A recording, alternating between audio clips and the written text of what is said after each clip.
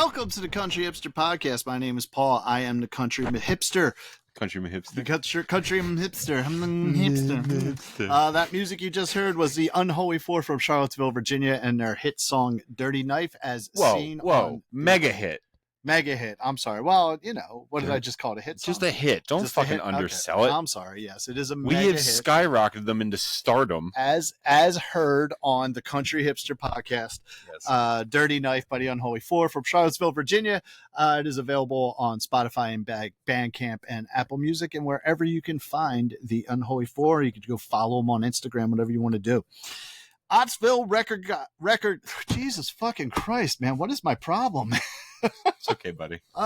You'll get through this. I was drinking yesterday. I think that's the problem. Ottsville Record Garage podcast specific promo code for September. It is September, everybody. That code is listener with a question mark.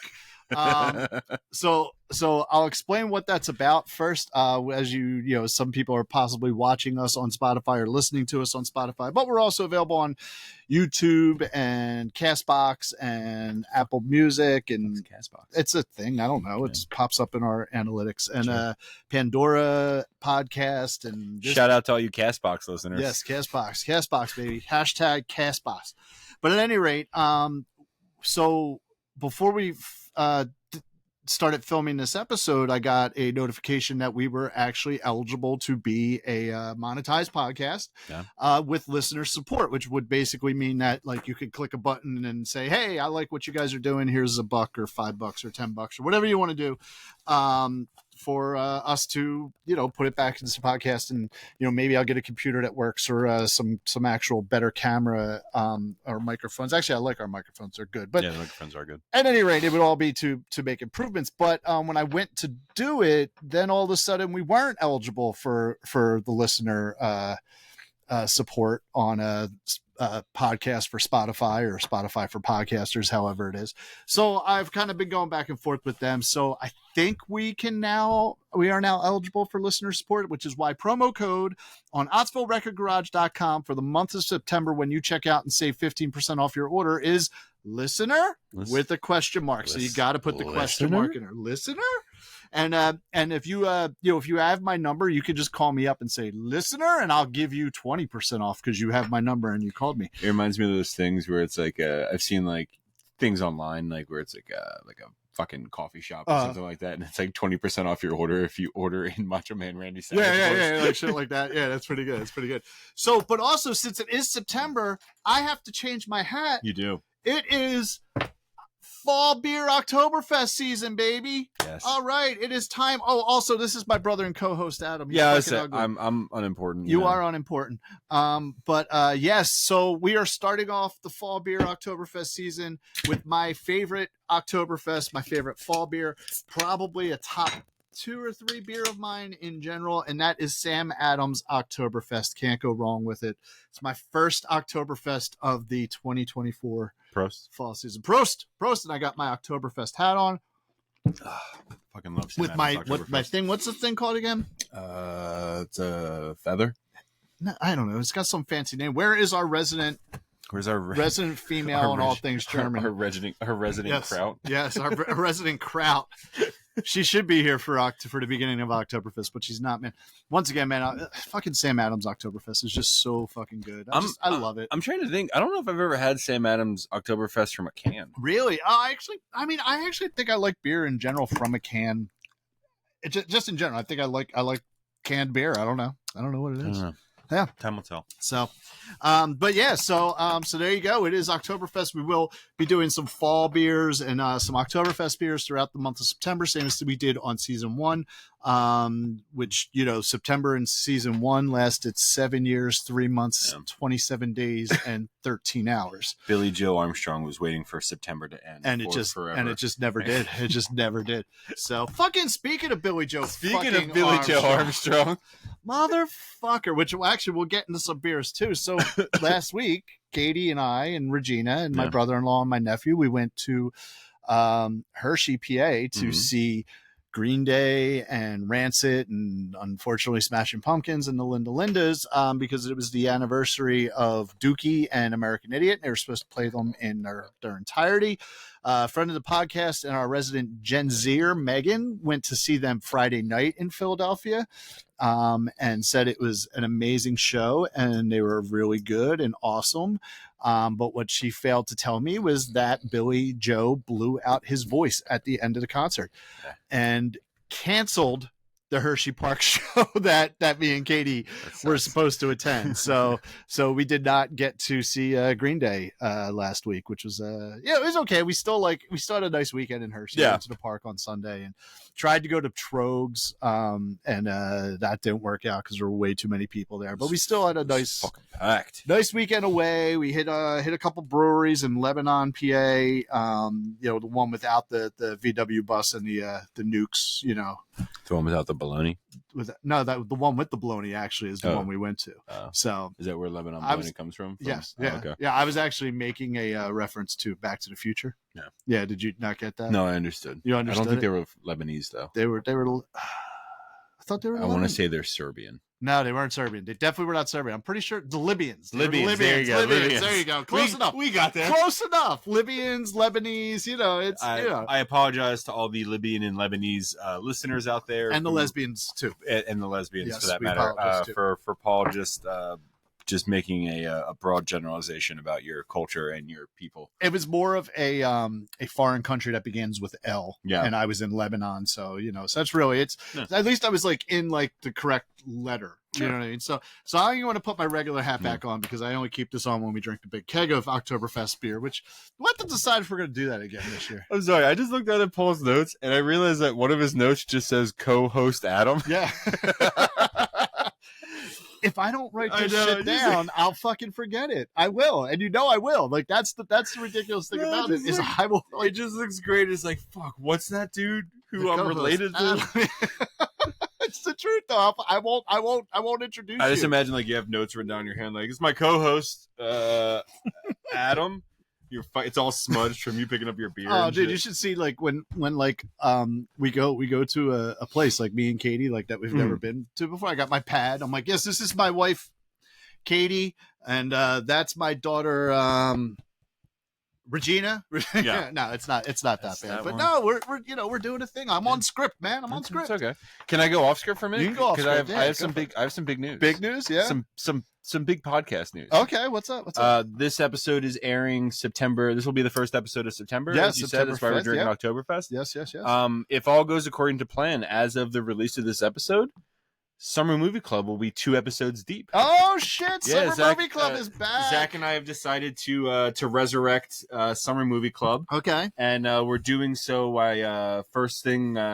Again, if all goes according to plan, first thing we're coming back with is Zombieland. Okay. Then we're covering Zack Snyder's Dawn of the Dead, which will bring us into September, where we're going to be covering a couple episodes of The Walking Dead. Okay. That's dumb, but okay. He wanted to.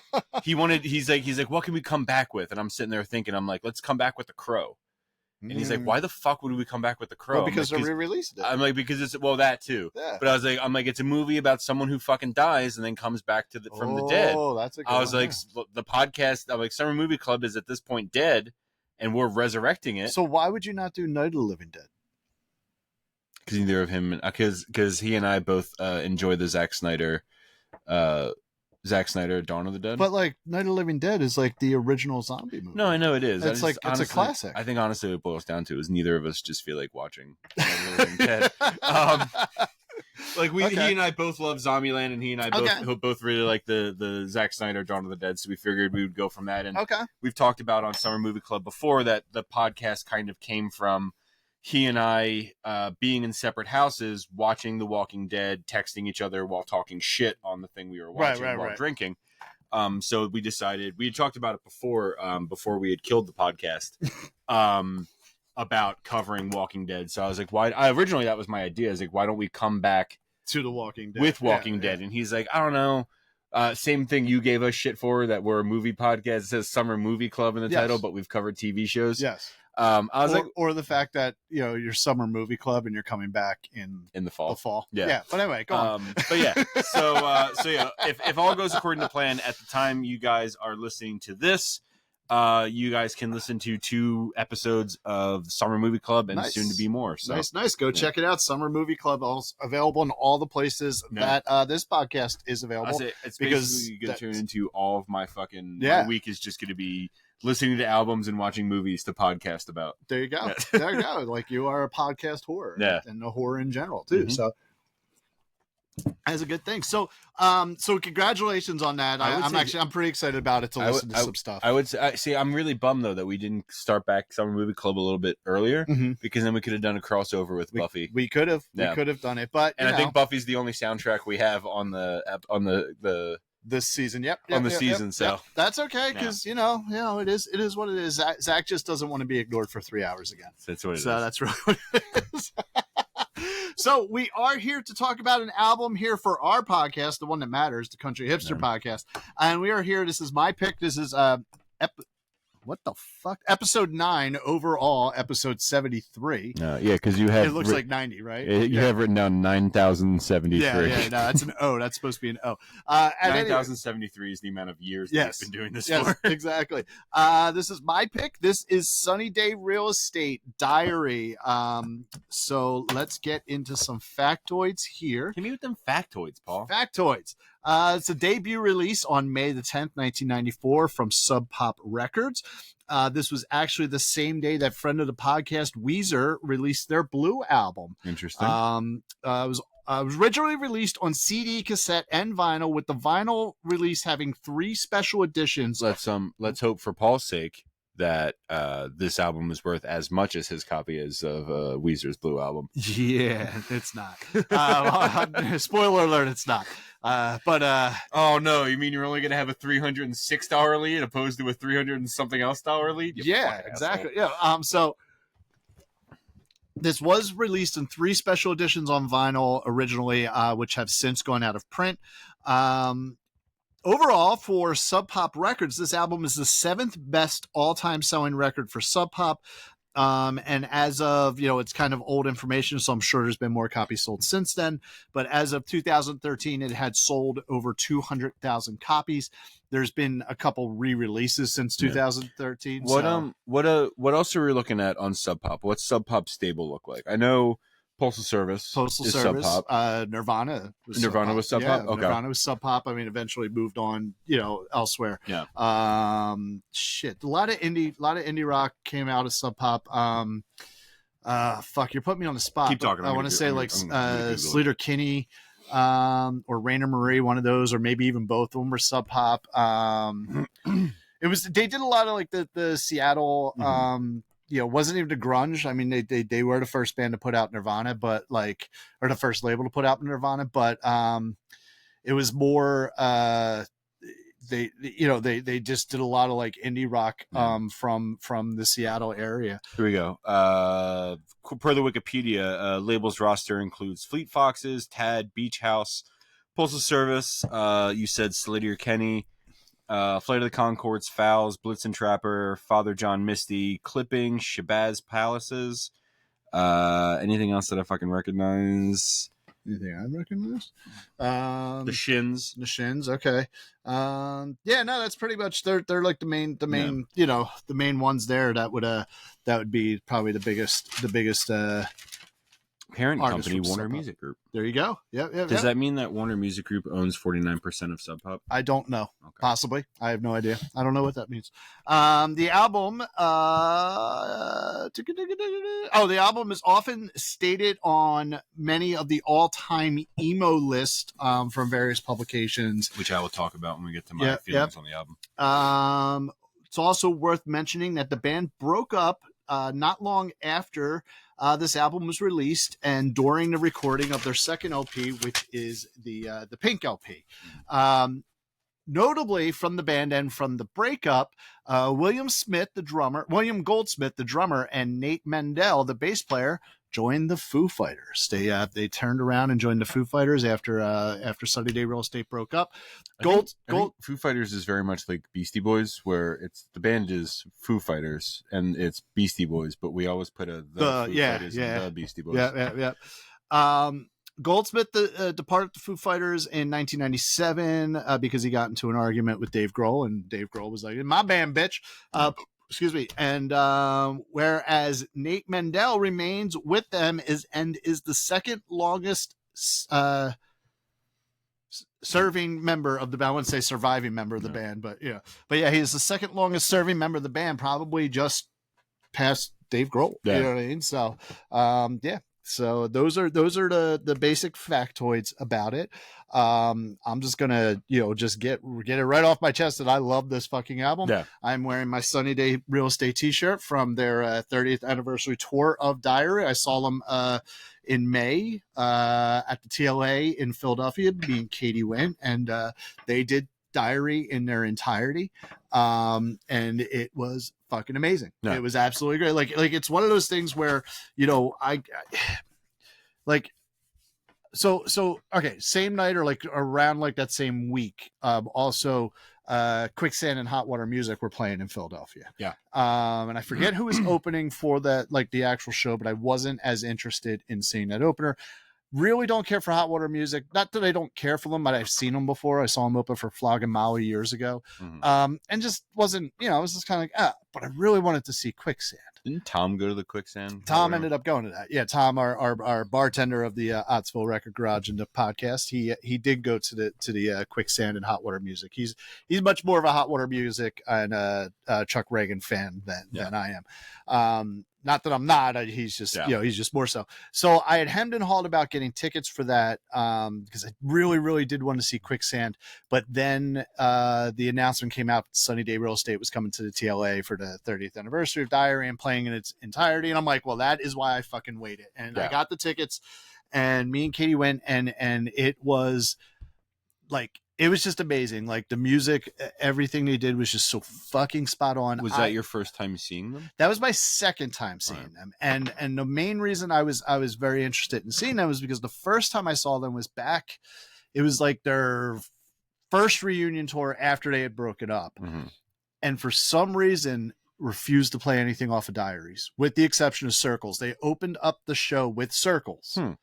And then people are like, play this or play, this, that, or play 8 or does it? And they're like, yeah, no, sorry, we can't play that. We can't. Like, that's what they were saying. Like, yeah, we can't play that. We're really sorry. We're not allowed to play that. We can't play it. Like shit like that. I was like, what the fuck is this?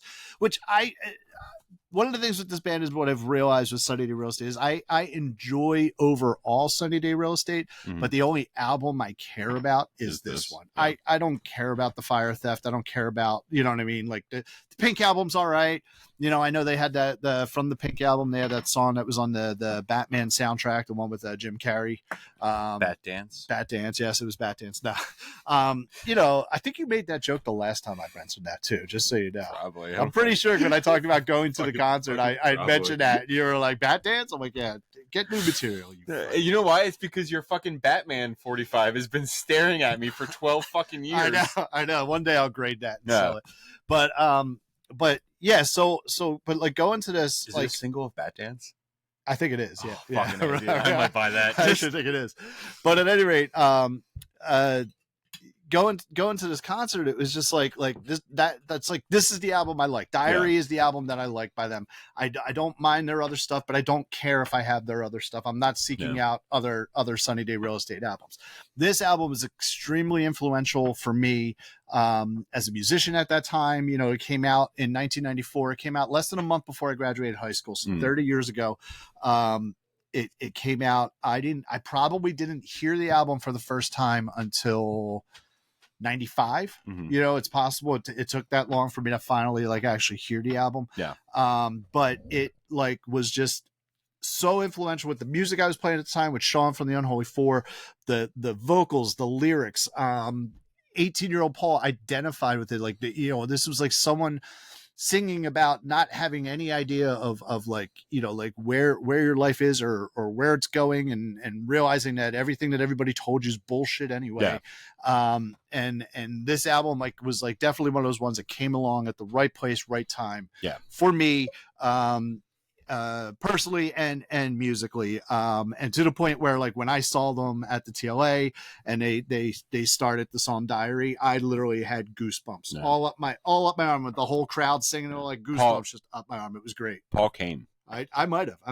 So the one funny thing about that though was I went to the bathroom at the end of the concert to come with everybody else, and we walk in and everybody's just kind of standing around, kind of looking at each other, and we're like, "Yo, guys, anybody get their prostate checked?" And everybody's like, "Yeah." So it's like everyone's like, "Yeah." At that point, you know. Yeah. So it was cool. It was great. So, like I said, overall, like Sunny Day Real Estate, absolutely love this album. This one, I honestly don't know why this wasn't on season 1. Like why this didn't make it into my 25, except for the fact that maybe I just wanted to hold off on it for some reason. I don't know, because I've had this in my collection for a long time. When I started collecting vinyl again in 2010, this was one of the early pickups that I had gotten myself. And no, man, that's my general feelings about the album. Like what did you think of it? So I actually have had a little bit of exposure to this album before the podcast. I was just Googling so I could look up the authors' names. There's a book called Everybody Hurts by Leslie Simon and Trevor, I'm going to say Kelly, Kelley. Okay. I don't know. I don't want to say it's Keeley. I want to say it's Kelly. Okay. It's an essential guide to emo culture. You can pick it up on Amazon if you'd like. It's a good book. But in this, as Paul, had said, that Sunny Day Real Estate has kind of been credited as one of like the founding fathers, I guess you could say, of emo music. So they talk about specifically this album in Everybody Hurts. This, what's the name of the Texas is the more popular Texas is the Reason album? I forget what it's called. But the fucking Texas is the Reason, and then what's the name of the fucking Promise Ring album with like the fucking God damn it! Don't recall, man. These aren't my notes, buddy. Yeah, I know. I'm sorry. My notes. I said I was freestyle. I know. I'm freestyling too. So the book had mentioned Do You Know Who You Are is the name of the Texas is the Reason album, and the Promise Ring album, I want to say, I'm not going to say it because I'm probably wrong, is Nothing Feels Good. I was right. Okay. Because there also is another book about emo culture called Nothing Feels Good. Okay. So it credited basically Sunny Day Real Estate Diary, You Know Who You Are from Texas the Reason, and Nothing Feels Good by the Promise Ring is kind of being like the first emo albums as emo music as we know it today. It's funny, I'm sorry to cut you off, but it's like you mentioned those like bands, and now I'm like racking my brain. It's like, because that was like at that time that was like the soundtrack of like my late teens, early 20s, with Sunny Day Real Estate, Texas is the Reason, Promise Ring, Braid, Into Another, Jejune, the Jazz June, just all these different all bands the other Junes. All the other Junes, actually by our mine and Sean's band Disunion got to open up for Jejune. Oh really? They were on tour with Piebald. So we opened up for Jejune and Piebald, which is kind of like one of the highlights of our thing there. But it was like that was like, you mentioned those bands, like, oh yeah, man, we used to just sit there and drink and listen to them, and that's probably when I first heard Weezer Blue, but like didn't know what it was until I saw the Buddy Holly video, and then fucking hated the Buddy Holly video and whatnot. Excuse me, but yeah, I mean those were the formative bands. Those were the things we had the records on in the 7 inches, and you know what I mean. So, but I'm sorry, no, you're good. Jimmy Eat World was another one that like wasn't, but they weren't the Jimmy Eat World. It wasn't Bleed American Jimmy Eat World. Exactly. It was I forget the name of the first album. Yeah, it was very old Jimmy Eat World. Yeah. So So I had read that book probably not long after graduating high school, and had listened to a bunch of downloaded a bunch of Promise Ring and Texas the Reason in this band, and I didn't really give Sunny Day Real Estate a really good try back then when I had downloaded all their stuff, and that's regretful because this is a really good fucking album. If I was not in the wherewithal to know that this album came out in the early 90s, and you told me that this album came out when I was in high school, I'd be inclined to believe you. Okay. It's like listening to this album, it's very clear that the things I was listening to in high school those bands listened to Sunny Day Real Estate before they made their albums. It sounds very much of the early 2000s emo scene that I was into, which is probably part of the reason why I like it so much. I'd say I don't have a bad thing to say about this album. This album is very fucking good. I'm upset that I didn't give it more time when I had originally discovered them. It's definitely, you know, like I said before, I find it very interesting to listen to stuff where like I can tell. I think I said it with Sam I Am in season 1. Like I can hear things that I listen to in Sam I Am. I can definitely fucking hear things that I listen to in Sunny Day Real Estate. Yeah, I think, and it's funny because when you think about like who then inspired Sunny Day Real Estate, do you know what I mean? So it's like, kind of crazy. It's like it's super interesting. Like this sound was coming out in the time that it was because. To me, with like I said, you play this album, it sounds more like an early 2000s emo album than a fucking early 94. You said, album, because like 94 to me, it was all, you know, the grunge scene and like that kind of shit, and like that this doesn't fit into that, that sound that was out around then. No, especially since they came out of Seattle as well. Yeah, which is also incredible. So you had like Nirvana, Soundgarden, fucking what's that other big Pearl Jam? Yeah. One of the biggest rock bands. Oh, what's that other little band's name? You know, no, I'm going to like what's it, Mother Love Bone for some reason. That's which I think was like pre Pearl Jam or whatever. You know, but when you look at or Citizen Dick, and you know, and you look at like those bands and that sound is coming out of Seattle, and then you have this, which is probably, you know, which is kind of crazy too, because I think they were around the same time as that. You had like Sunny Day Real Estate coming out with Diary, and you had Elliott Smith and Heat Miser doing what they were doing. Yeah. And if you listen to Elliott Smith's the Heat Miser stuff, it's really not that far off from what Sunny Day Real Estate's doing. I think the Sunny Day is better overall. It's better. It's definitely it's actually catchier than the Heat Miser stuff, but the Heat Miser stuff is fucking amazing too. And when you get into Elliott Smith's later stuff, which is Elliott Smith's like, you know, probably like the fucking emo poet of all time. R.I.P. Right? Yeah. It's Elliott Smith. But when so like you're just breezing past those. Like, I know, right? Like, Yeah, I thought he was dead. He is dead. He came back. Yes. But when you look at like what he was doing, even his solo stuff was very much, you know, reminiscent of all of the Heat Miser stuff as well. And you think then they're like, well, where did these bands get their sound from? And I think it actually kind of goes back. And the reason I say this is because if you watch the and it's actually in its 10th anniversary, it's actually showing in select theaters again. I worked on the original release of the distribution of Heaven Adores You, which is a documentary about Elliott Smith's music. And one of the members of one of his bands, I don't know if they were in Heat Miser, they were pre-Heat Miser because he was in a couple bands before, like, you know, they did things out, it was somebody else who was in the band, because he said once we heard Heat Miser, we had our West Coast Fugazi, which is kind of like, so when we look at that, like, where did Sunny Day and you know, and Heat Miser get that sound? Where did it come from? It probably came from the DC Fugazi sound. More specifically, if you get into that, there's a band that was, I want to say they were pre-Fugazi, post-Minor Threat that Ian MacKaye was involved in, called Embrace. And that there, and then Rites of Spring, who also came out of DC Sound, who had Guy from was in Rites of Spring, eventually joined with Fugazi.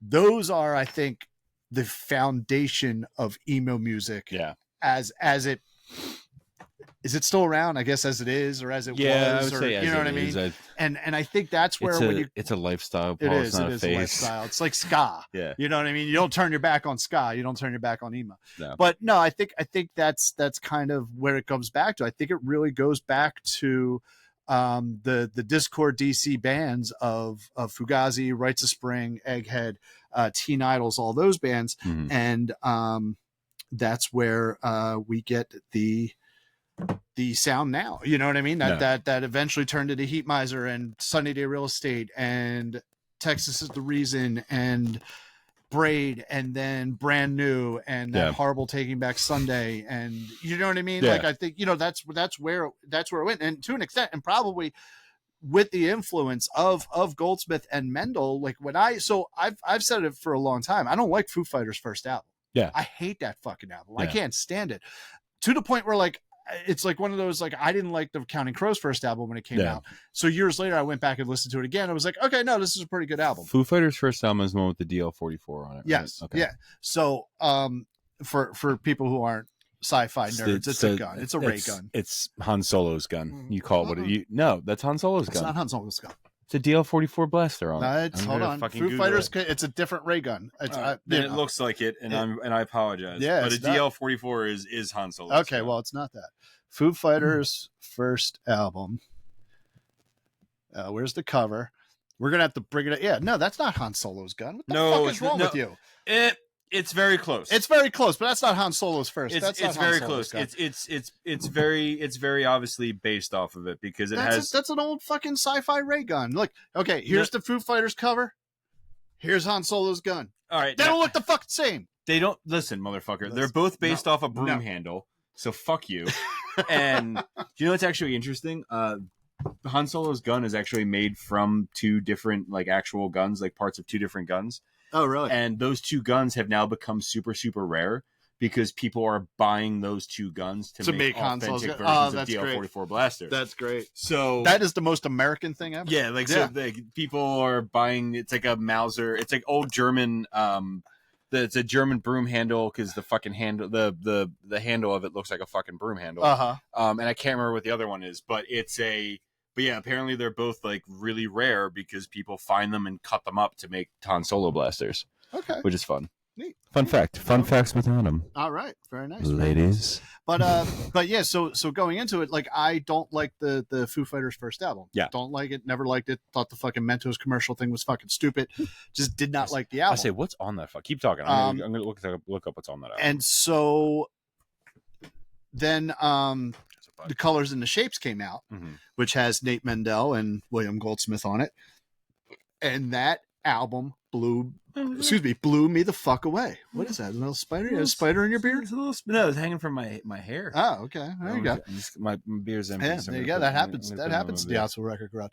But yeah, so the Colors and the Shapes came out, and I remember actually seeing it on MTV, the video for Monkey Wrench.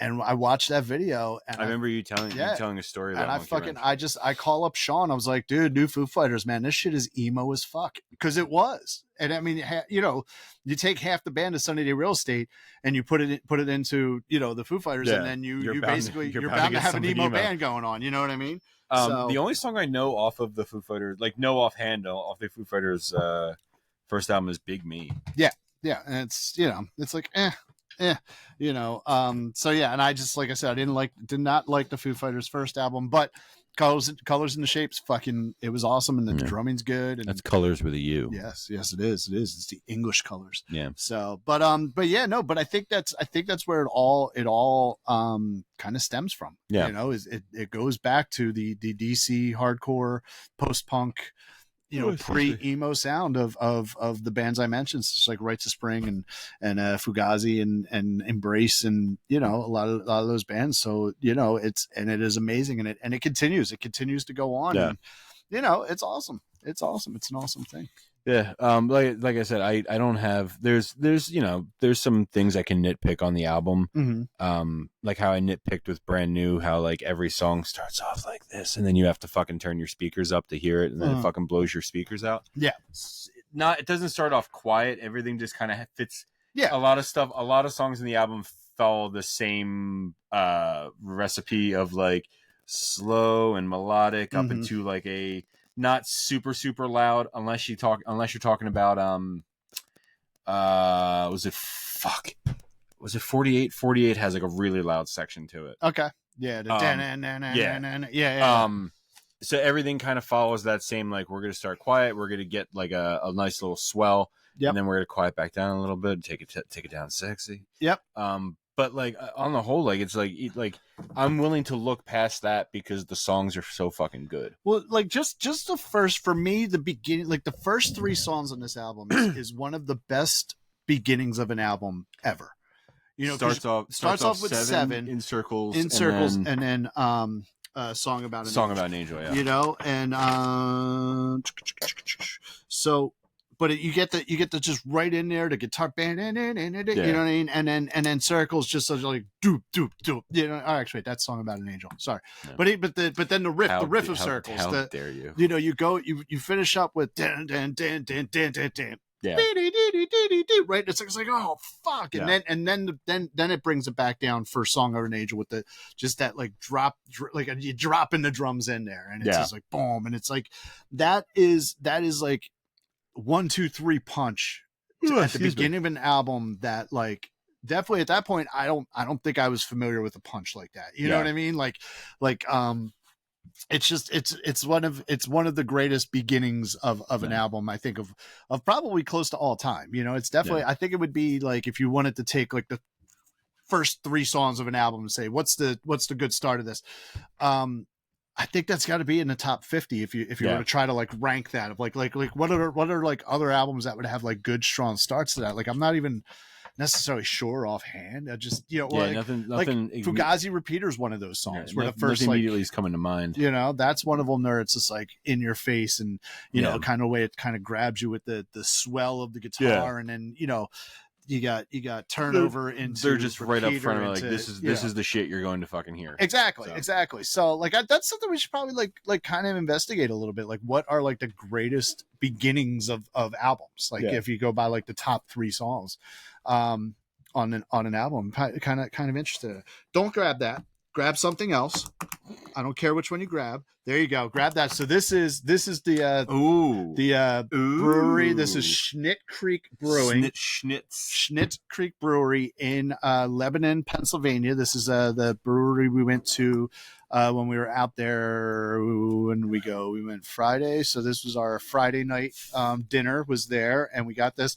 This is actually just read it. You got it right there. Our beloved cream ale base is a wonderful vessel to bring you great new flavors, brewed with corn and finished with vanilla. Vanilla cream ale adds a fun vanilla twist to our crowd favorite house cream ale. Cheers. Yes. Now I have not had their house cream ale. I got this see if I can check this to go. You can, because I've checked it in. I got this to go, but they did not have it on tap when we were in the brewery. But what they did have on tap was their blueberry cream ale, which was fucking phenomenal. Which is the first thing that comes up when you search Schnitz on Their blueberry cream ale is so good. And it was on tap. Schnitztoberfest. There you go. I didn't have that. But I had this, and it is so good. This is the vanilla cream ale. I like a cream ale in general. Yeah.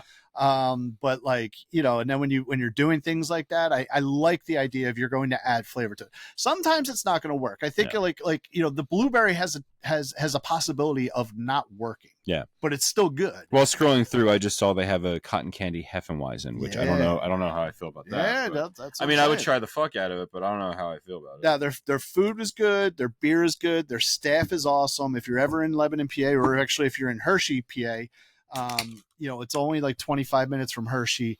Yeah, right. It's got like, it hits you, man. That like aroma. It's oh wait, I don't want to be untapped at home in the fucking Ottsville Record Garage, man. For some reason I couldn't find it the other day when I tried to do it. But every once in a while it disappears. You actually have to like search it. Oh, bastards. Yeah. But so but try it and you tell me what you think. Check it in afterwards. You try that shit. It's good. Oh fuck! Mm-hmm. It is really. It's fuck, man. Yeah.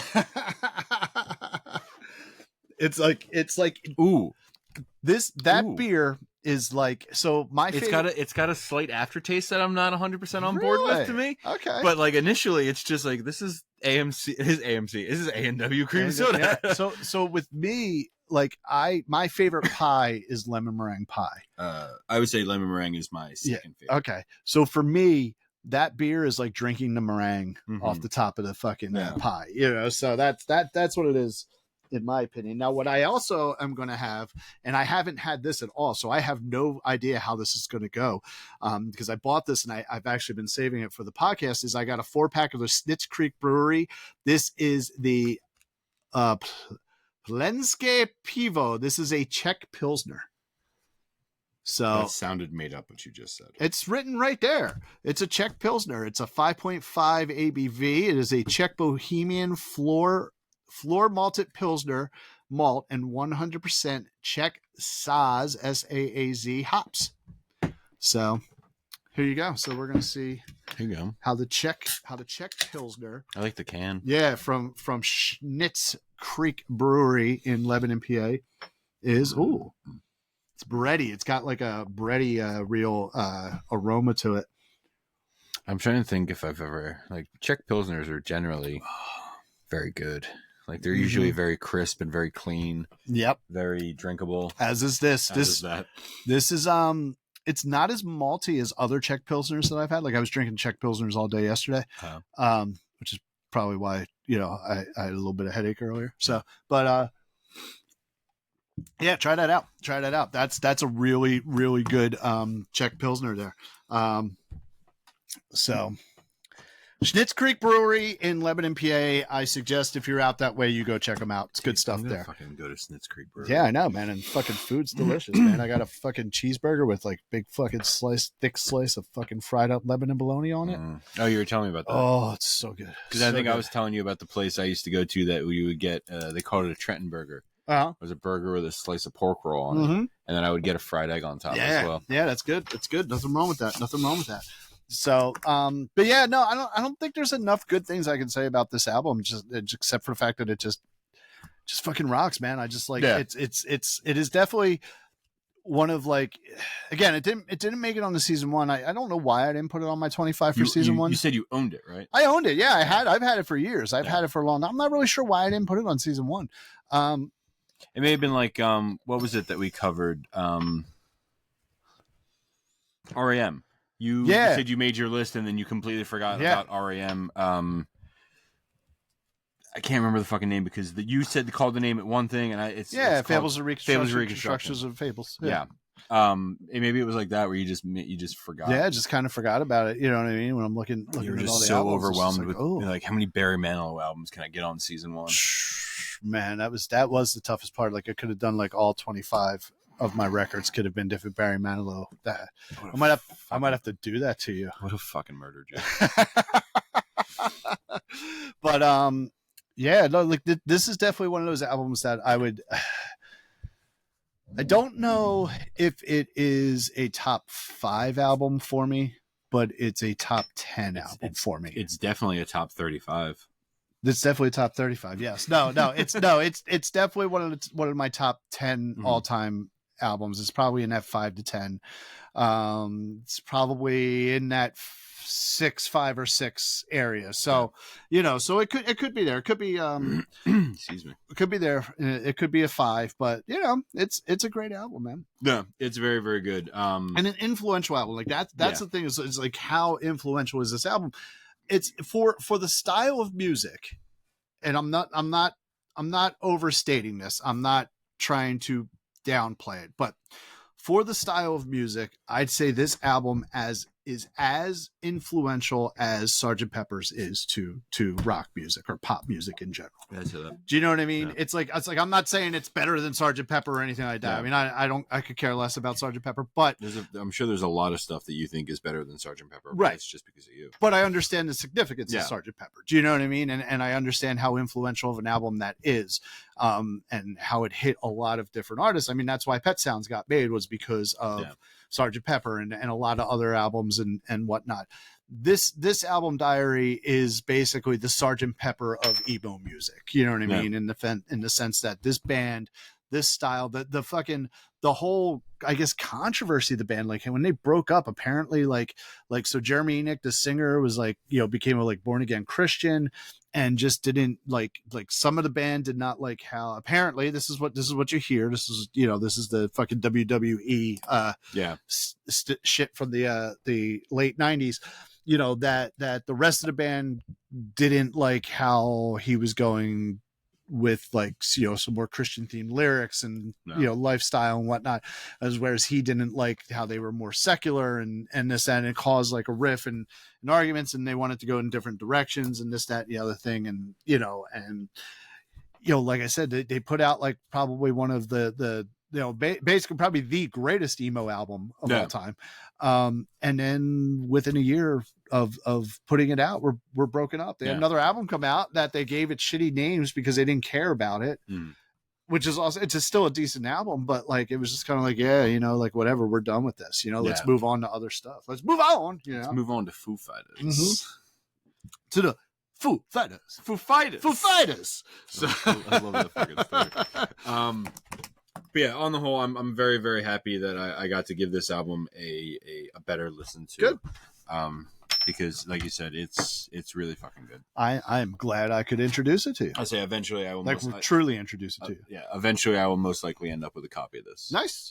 Well, ironically enough, we actually have a copy of the 30th anniversary pressing of Sunny Day Real Estate Diary. Where can they find that, Paul? In the Ottsville Record Garage. We actually have one in stock. It is a what the fuck is it? It's a special pressing. It's not over there because I had a pop up. I will tell you in a second.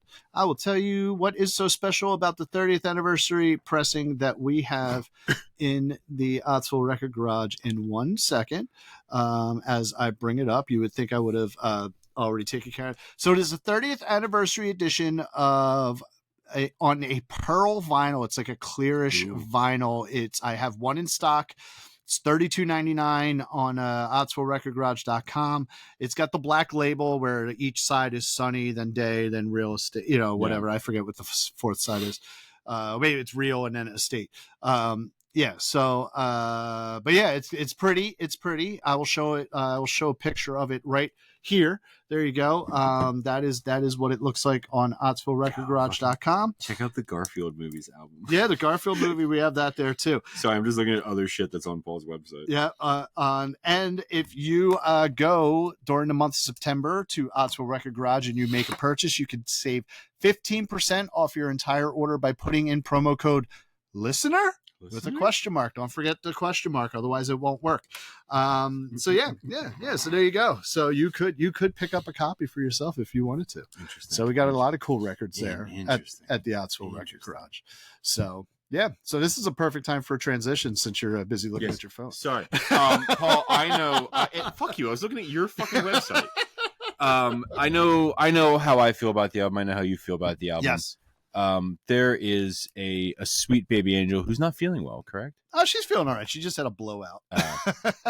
Who's just a shit-filled little monster upstairs. Yes. How does Regina feel about this album? So this album was almost an indifferent until I realized no, she doesn't like it. This is going down as a dislike. She was intently listening. At first, she was just kind of like, okay. And then she did eventually start like, the reason what put it over the top, the reason it was leaning towards just indifferent was because I could definitely tell she didn't like it. And then when she started like kind of talking, not really singing it, but like talking while it was playing. Yeah. There was a little bit of displeasure in it, but it wasn't like in the past with like where she would like start crying because of an album or would like uncomfortably shift or anything like that. It was more just she was talking over it, but it wasn't necessarily like pleasurable talking, because like I said, she's getting older. She's communicating a little differently. So as I was listening to it, I'm like, you know what? Let me test something. Switched over Good Morning Baltimore. By the time the fucking drums stopped, she's singing and kicking her legs and happy. And I'm like, okay, she doesn't like the album. Nope, this was not an indifferent. Does not like Sunny Day. She does not like Sunny Day Real Estate. So that is what put it over. She's more of a Remax girl. More of a yes. So that was horrible. That was so horrible. That was from that video I showed you. Was it? Yeah, it was when they remember it was the shit. When they were doing the anniversary of the Postal Service thing? Postal Service. Oh, right, okay. And fucking what's his name from the band was he's like, I was actually on Sub Pop before in a band called Sunny Day Real Estate. And the guy just goes, more of a Remax man myself, but let's hear it. That's right. I forgot about that. So that brings, for the Regina Factor, that brings me with 2 likes and 1 dislike now. Adam's at 1 like and 1 dislike. The Tom is at 1 like, and the listeners have 1 of each: 1 like, 1 dislike, and 1 indifferent. Top 3 songs. Top 3 songs. Song About an Angel, The Blankets Were the Stairs, and 48. Okay. All right. Fair. Honestly, while listening to the album, I was like, all right, fuck, I can't have. If I make because you gave me shit because you think I didn't listen to fucking REM. You didn't, but go on. I was like, I can't fucking make my top 3 7 in circles and Song About an Angel because Paul's like, oh, you didn't fucking listen to this album either. In this case, it might have been acceptable okay because of how good of a beginning it is. You could kind of you could make that argument that those are the best 3 songs on the album. I really enjoyed Song About an Angel, Blankets for the Stairs, and 48. Okay. Like I said, I specifically 48. It stuck out to me because it had that real. It had everything had its quiet to heavy part, but that had like a heavier of parts to me. So okay, so for me it was 7 in circles. Now it is 7. 7's on there. Shadows and 8. And 8 I included because I own a deluxe edition. 8 would be an honorable mention for me. Okay, I do actually have 2 honorable mentions, and they are In Circles and Song About an Angel. They are 8 and 9. Yes, no, they are In Circles and Songs About an Angel. But yeah, Shadows, like I just love that, like it starts with like the fucking hi-hat with the 16th toes in the shadow, and then when it jumps in, it's like, yeah, I'm gonna kill somebody, but in a good way, it's cool. Like I'm all sad, but yeah, so those are my 3. What is your least favorite? I'm gonna kill somebody, or at least write a song about it. I don't know how to fucking pronounce it, Paul. Squareton. Okay, yeah, whatever the fuck that is. So that is also my least favorite because it's the song on this album that kind of doesn't fit. It's a little bit off. Now, here's what I will tell you though. I wish that what they put on the album was there you go. I wish what they had put on the album was what they played at the 30th anniversary tour, because they didn't pull piano out or anything like that. They did it, and before they play it, Jeremy even explained, he's like, you can't have a 30th anniversary of Diary without playing however he said it, Prioton, Skirton, whatever it is. He's like, so we're going to do it, and we're going to see how this goes, and they got out, and they did. The basic song was there, and you knew the basic song was there, and you could tell it was there. But the way they did it live, without a piano, which was, I think, one of the most amazing things. And then the one guitar player just the whole time just doing these swells of feedback that were like perfectly timed and like planned out and worked amazingly with this live version of the song that actually became one of my favorite songs that they played that night. Interesting. You know what I mean? But on this album, it's this song that I skip almost every single time I listen to it. Well, listening to it, I was thinking to myself, like, this doesn't need to be here. Yes. Another minor critique I have of the album is I was thinking, A, this song doesn't need to be there, and B, some of the songs don't need to be as long as they are. Which was surprising me because you're not a fan of long songs. And I feel like nothing on this album. I feel like there's 1 or 2 songs that are sub 5 minutes. Yeah, but for this album, it works for me. Yeah, see, even that song, they all work for me. There's a couple things where I'm like, this is a really good. Like, I feel like even Song About an Angel, I was like, this is a really good song. They probably could have lopped 30 seconds, 45 seconds off this song. See that is where I will disagree. And yes, the songs are longer, but I actually feel as if all of these songs are. They're the perfect length. They really are for this album. I really do. I think they are a good length here. So I am not upset about that at all. So, and they're good. And it's also, so I think what makes it work for me though, is that even though the songs are generally longer, not 3-minute pop songs or 3 to 4 minute pop songs. Yeah. They're not 5+ minutes of the same stuff, same repetitive stuff. There's different parts. There's a lot going on that bring that like 5 It's not like 5 to 6 it's not minutes like a together. Cure intro. Kind of, you know what I mean? Which I don't mind the Cure intros, but like I do understand what you're saying. It's not like a Cure intro. Right. The Cure intros were just the same fucking thing. Yeah. Not fucking interesting at all and long as shit. Well, no, they were interesting, but and long. But like that's a whole other thing. Debatable. Some people don't like good music like you. Semantics. But but no, but I think that's what works with these songs. That even though they're generally longer songs, I do enjoy the fact that there's so much different stuff going on in the songs. It's not just the same repetitiveness of just the verse chorus or like whatever. The Tim Barry special. The Tim Barry special. Yes.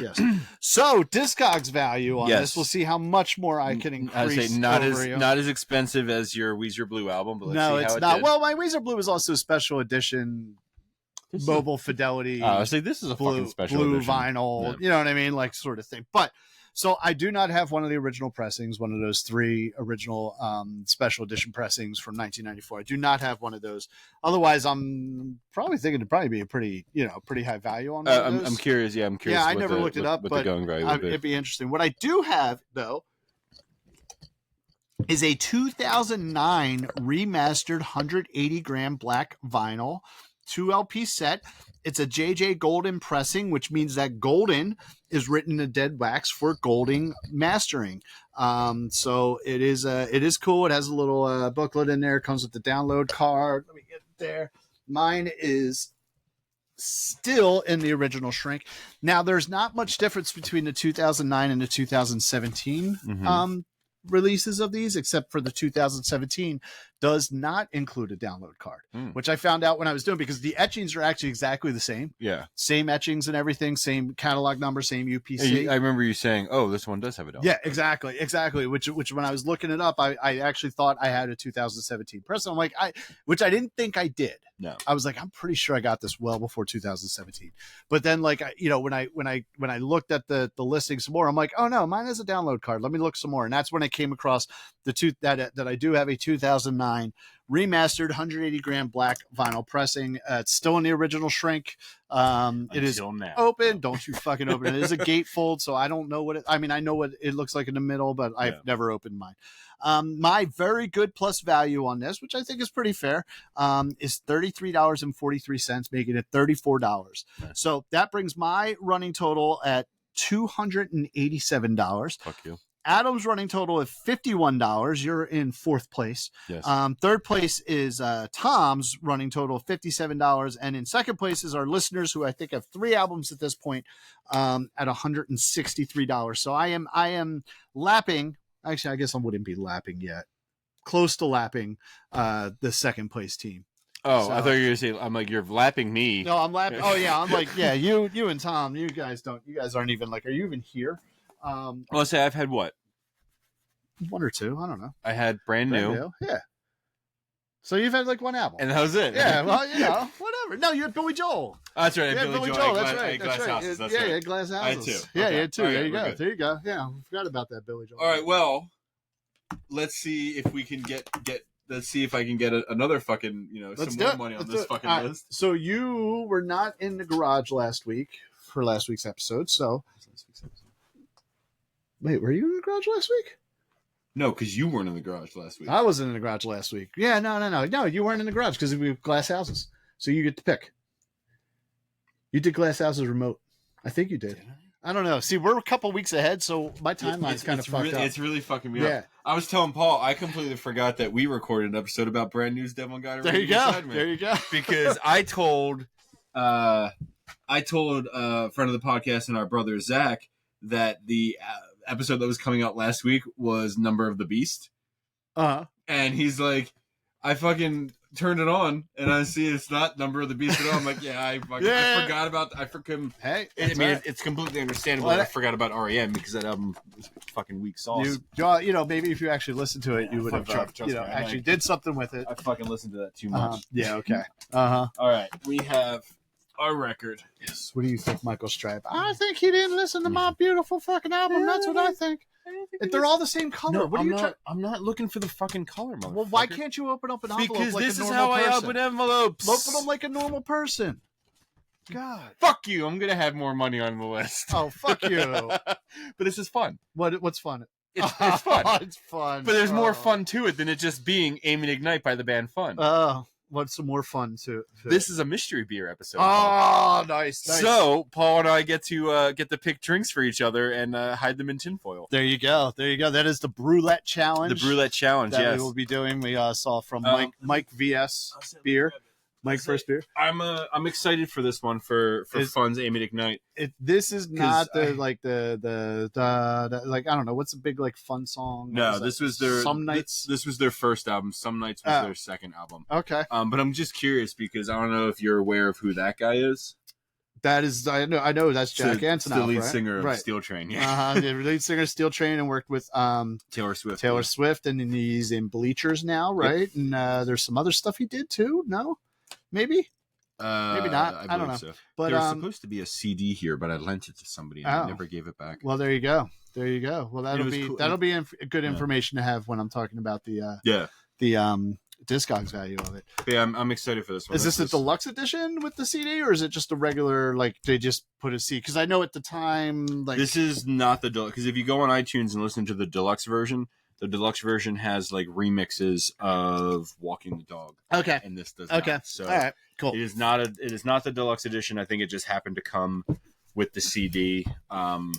The CD was cool though because it was the CD print was this, so it looked like the cover. Okay, cool. Yeah. Well, that's neat. I'm like I said, I'm not very familiar with Fun. I'm familiar with Jack Antonoff. Fun. This album was Steel Train. Unfortunately, fucking Steel Train. I was kind of back and forth between putting that or putting Steel Train on season 1. And Steel Train won the rock paper scissors match, so and won you the big D ultimately. Exactly, yeah. So I'm excited to. Although I think you would have won it even with you wouldn't have won it without Steel Train. I don't remember. Yeah, would have depended on I guess what the value of this would end up being, and we would know that. Do you think this is another Steel Train-esque value? Probably not, because you didn't know the value of Steel Train. I assumed Steel Train was not going to be worth anything, right? So, I mean, I can't.